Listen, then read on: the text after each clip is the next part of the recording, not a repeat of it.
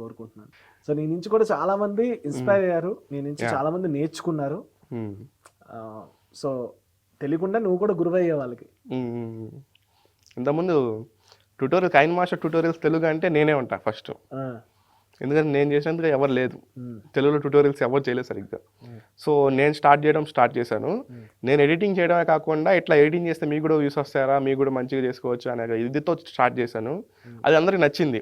అరే ఇది మనం మామూలుగా వీడియోస్ చేయడమే కాకుండా మిగతా వాళ్ళు ఎవరు చెప్పరు బయటికి, అతను ఇది చెప్తున్నాడు అని చెప్పి అతను అప్పటి నుంచి నన్ను ఫాలో స్టార్ట్ చేశారు. ఉమ్, సో ఇట్లా నేను ఈ రకం కూడా ఎడిటర్స్గా కాకుండా క్రియేటర్స్ కూడా యూజ్ అయ్యాను అనమాట.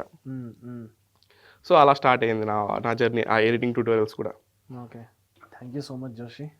Thank you bro. So BTech అయిన వాళ్ళందరూ ఏమంటారు, ఓన్లీ జాబ్సే కాదు, డిఫరెంట్గా ఎంచుకోవచ్చు.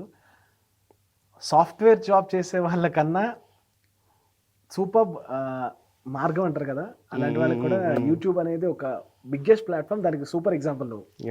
Thank you bro.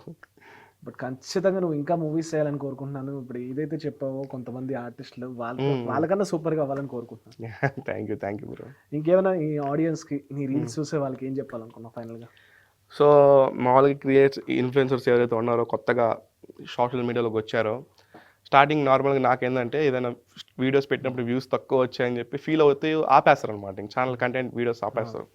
సో ఇలాంటి వాళ్ళకి ఏం చెప్పాలనుకుంటున్నానంటే, వీడియోస్ చేయండి, కంటిన్యూగా చేయండి. సో మామూలుగా ఒక లైన్ ఉంటుంది కదా, ఇప్పుడు పడ్డ కష్టానికి రేపు ఫలితం ఉంటుందని చెప్పి.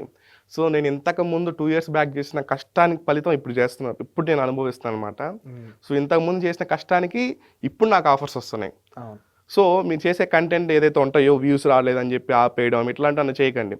చేస్తూ ఉండండి. నాకు వ్యూస్ రాలేదని చెప్పి నేను చాలా బాధపడతా, కానీ రేపు కాకపోయినా రేపు వచ్చే వీడియోస్కి, రేపు పెట్టే వీడియోస్కి ఇంకా వ్యూస్ వస్తాయి, ఇంకా రీచ్ వస్తుంది, దానికి గుర్తింపు వస్తుంది అన్న ఒక పాజిటివ్ హోప్తోనే చేస్తుంటాను అనమాట. సో ఈ పాజిటివ్ హోప్ అందరికి ఉండాలని చెప్పి కోరుకుంటున్నాను. Super. Yeah, so that's it guys. ఇది జోషి ప్రయాణం. ఇన్ని ఇయర్స్లో నుంచి ఇంతమంది సబ్స్క్రైబర్స్ని, వ్యూస్ని, రీచ్ని, మూవీస్ దాకా వెళ్ళాడు. All the best Joshi, once again. Thank you. That's it guys. This is RJ Mahi signing off.